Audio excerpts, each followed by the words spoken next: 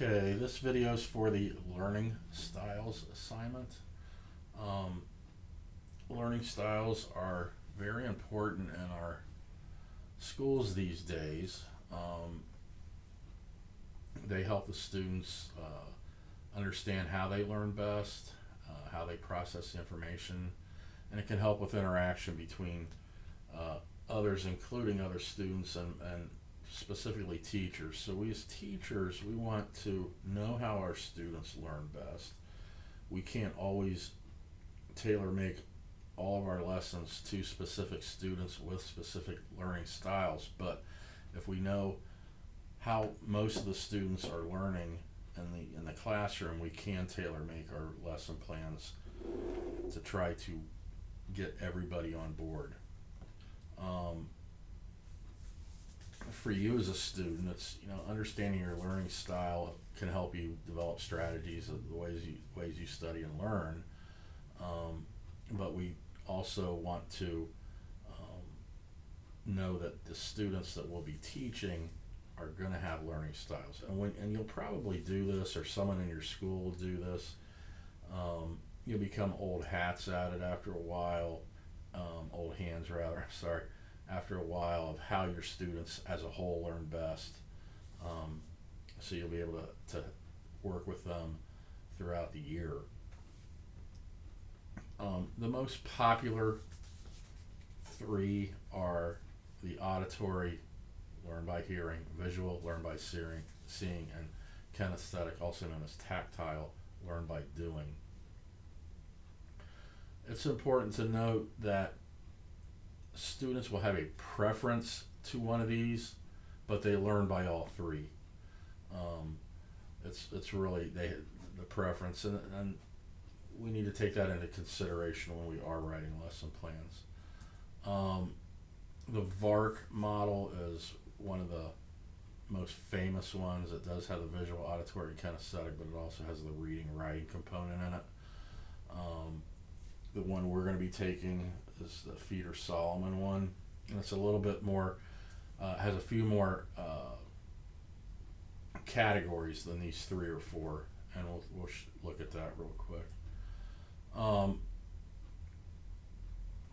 So the inventory that we're going to take explores your learning style by asking a variety of questions. In this case, it's going to ask you 44 questions, and then you'll if you answer honestly, it's usually pretty spot on. Sometimes it's not, so you'll write a at least 6 sentence reflection on the process you went through, and whether you agree or don't agree with the results and why. You'll get information on each one of them, so they'll help you better understand what it is what preference you may or may not have. Again, we'll be doing the Feller-Solomon, and this one looks at 8 different ones instead of 3. So it's active and reflective learners, sensing and intuitive learners, visual and verbal learners, and sequential and global learners. And we'll take a look at what all that means here in a second. So this is the learning styles assignment. You're going to turn it in here. Again, I have smaller things. This LSA is learning styles assignment. TI is turn-in. It's so my grade book's not cluttered up with big, long, giant titles when I'm grading.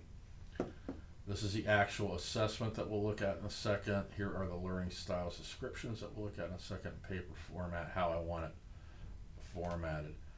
You're going to take a screenshot, so you should really watch this video, practice a little bit. You should have a Word document open and ready to go when you start this process. This should only take you maybe a half an hour to do this, maybe 45 minutes to do this, but have it ready to go. So I'm going to do this really quick, and I'm just going to blast through this. So when you click on this, it's going to take you to the website, and you're just going to put your name in here, and then you're going to answer the questions. Again, I'm going to blast through this really quick. so we can see what the result, how this works.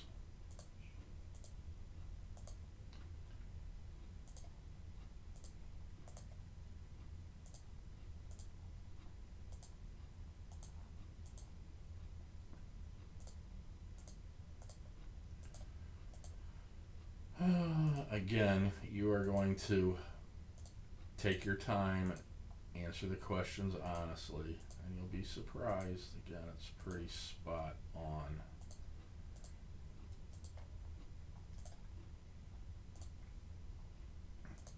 And if you forget to answer one of these, it won't let you go forward until you answer all the questions. Okay, so I'm just about done, and then I'm going to hit submit. And what'll happen is this is what'll happen. Yours obviously will be different. Okay, so let's take a look at this real quick. So it says here, there are 4 dimensions of the learning style, with each dimension having 2 opposite categories, such as active and reflective. The reported score for a dimension indicates your preference for one category or another. All mine are falling on this side. None are. This is the middle road. None of them on this side.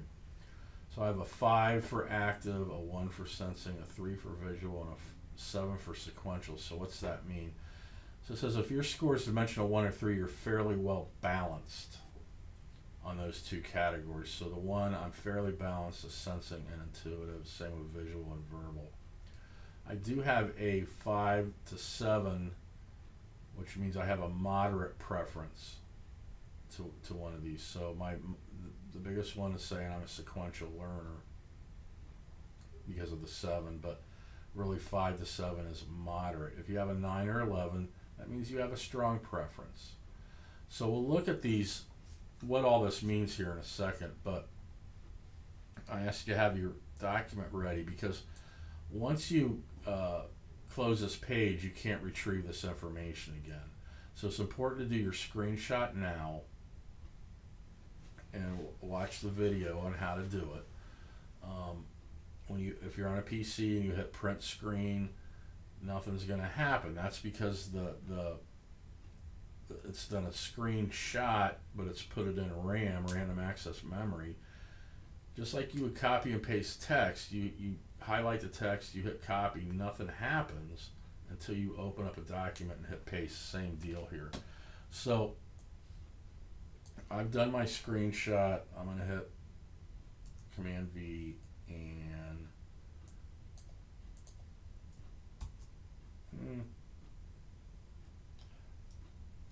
nothing's, there we go. So it's popped it in there.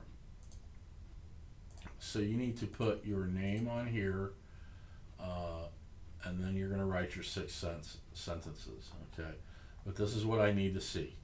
Okay, your score.